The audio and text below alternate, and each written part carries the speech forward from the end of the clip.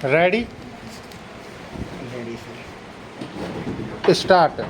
जाति प्रथा के खेदजनक परिणामों की नीरस गाथा को सुनते सुनाते आप में से कुछ लोग निश्चय ही ऊब गए होंगे। स्टॉप। यह अस्वाभाविक भी नहीं है। स्टॉप। अतः अब मैं समस्या के रचनात्मक पहलू को लेता हूँ। स्टॉप। मेरे द्वारा जाति प्रथा की आलोचना सुनकर आप लोग मुझसे यह प्रश्न पूछना चाहेंगे कि यदि मैं जातियों के विरुद्ध हूँ, तो फिर मेरी दृष्टि में आदर्श समाज क्या है? प्रश्नवाचक।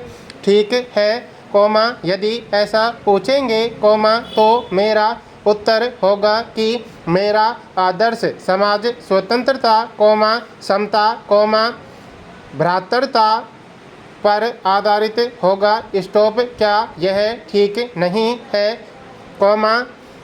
भ्रातृता अर्थात भाईचारे में किसी को क्या आपत्ति हो सकती है? प्रश्नवाचक। किसी भी आदर्श समाज में इतनी गतिशीलता होनी चाहिए जिससे कोई भी वांछित परिवर्तन समाज के एक छोर से दूसरे तक संचारित हो सके। स्टॉप। ऐसे समाज के बहुविधि हितों में सबका भाग होना चाहिए तथा सबको उनकी रक्षा के प्रति सजग रहना चाहिए। स्टॉप। सामाजिक जीवन में अबाध संपर्क के अनेक साधन व अवसर उपलब्ध रहने चाहिए। स्टॉप। तात्पर्य यह है कि दूध पानी के मिश्रण की तरह भाईचारे का यही वास्तविक रूप है, और इसी का दूसरा नाम लोकतंत्र है। स्टॉप। क्योंकि लोकतंत्र केवल शासन की एक पद्धति ही नहीं है। लोकतंत्र मूलतः सामूहिक जीवनचर्या की एक रीति तथा समाज के सम्मिलित अनुभवों के आदान प्रदान का नाम है। स्टॉप। इनमें यह आवश्यक है कि अपने साथियों के प्रति श्रद्धा व सम्मान का भाव हो। स्टॉप। इसी प्रकार स्वतंत्रता पर भी क्या कोई आपत्ति हो सकती है? प्रश्नवाचक। स्वाधीनता, जीवन तथा शारीरिक सुरक्षा की स्वाधीनता के अर्थों में शायद ही कोई स्वतंत्रता का विरोध करे। स्टॉप। इसी प्रकार संपत्ति के अधिकार, जीविकोपार्जन के लिए आवश्यक औजार व सामग्री रखने के अधिकार जिससे शरीर को स्वस्थ रखा जा सके, के अर्थ में भी स्वतंत्रता पर कोई आपत्ति नहीं हो सकती। स्टॉप। तो फिर मनुष्य की शक्ति के सक्षम एवं प्रभावशाली प्रयोग की भी स्वतंत्रता क्यों न प्रदान की जाए? प्रश्नवाचक।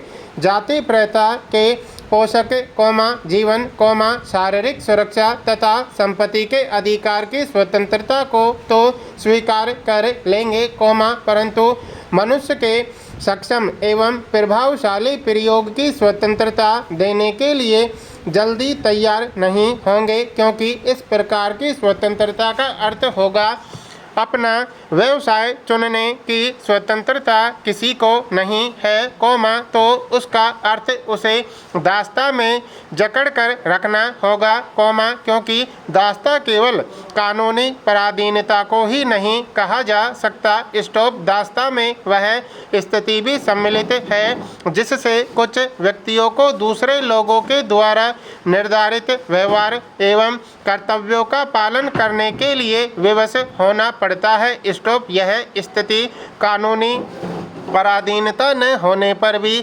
पाई जा सकती है। स्टॉप। उदाहरणार्थ, जाति प्रथा की तरह ऐसे वर्ग होना संभव है, जहां कुछ लोगों की अपनी इच्छा के विरुद्ध पेशे अपनाने पड़ते हैं। स्टॉप। पैरा।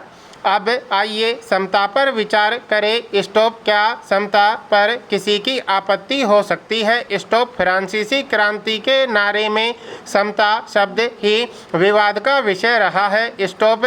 समता के आलोचक यह कह सकते हैं कि सभी मनुष्य बराबर नहीं होते और उनका यह तर्क वजन भी रखता है। स्टॉप लेकिन तथ्य होते हुए भी यह विशेष महत्व नहीं रखता। स्टॉप क्योंकि शाब्दिक अर्थ में समता असंभव होते हुए भी यह नियामक सिद्धांत है। स्टॉप मनुष्यों की क्षमता 3 बातों पर निर्भर रहती है। स्टॉप शारीरिक वंश परंपरा, सामाजिक उत्तराधिकार अर्थात सामाजिक परंपरा के रूप में माता पिता की कल्याण कामना, शिक्षा तथा वैज्ञानिक ज्ञानार्जन आदि। स्टॉप सभी उपलब्धियां जिनके कारण सभ्य समाज, जंगली लोगों की अपेक्षा विशिष्टता प्राप्त करता है।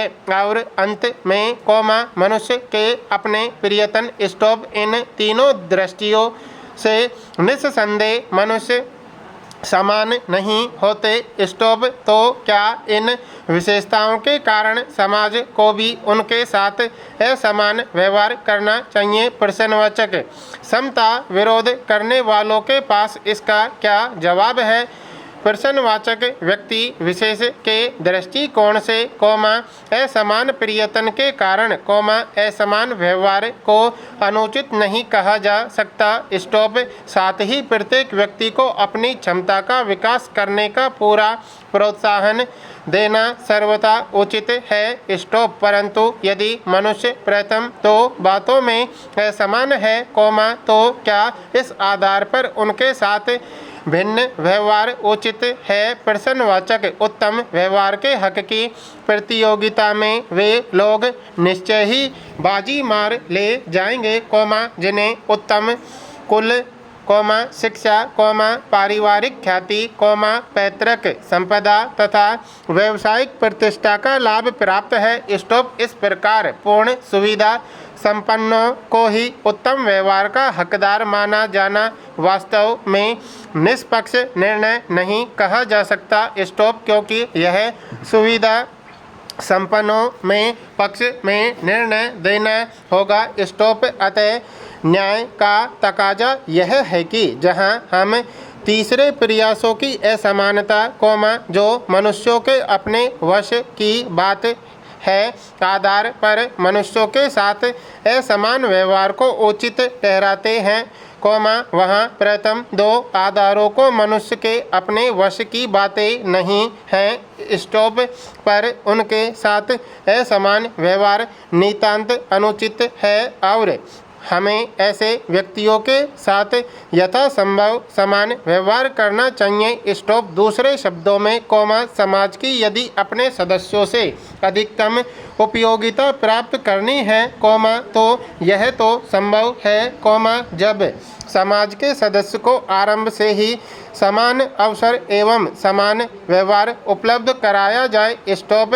पैरा।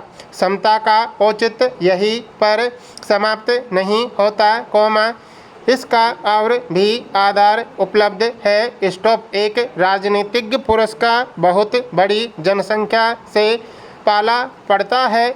स्टॉप। अपनी जनता से व्यवहार करते समय, राजनीतिज्ञ के पास न तो इतना समय होता है, न प्रत्येक के विषय में इतनी जानकारी ही होती है, जिससे वह सबकी अलग अलग आवश्यकताओं तथा क्षमताओं के आधार पर वांछित व्यवहार अलग अलग कर सके। स्टॉप।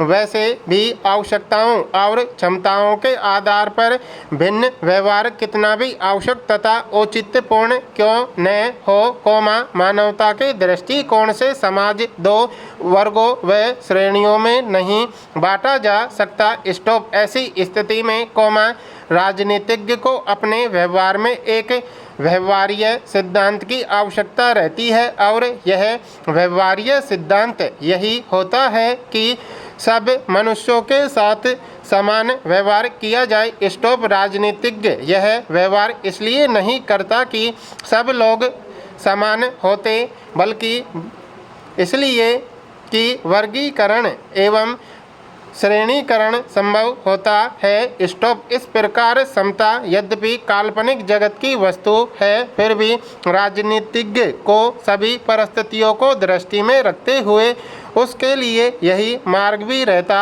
है, क्योंकि यही व्यवहारिक भी है और यही उसके व्यवहार की मात्रा कसौटी भी है। एकमात्र स्टॉप जब किसी नए साल का पहला लेख लिखना होता है तो मुझे ऐसा लगने लगता है कि पत्रकारिता नहीं, इतिहास का कोई नया पन्ना लिख रही हूँ। स्टॉप। पत्रकारिता इतिहास का पहला मसविदा होता है। स्टॉप।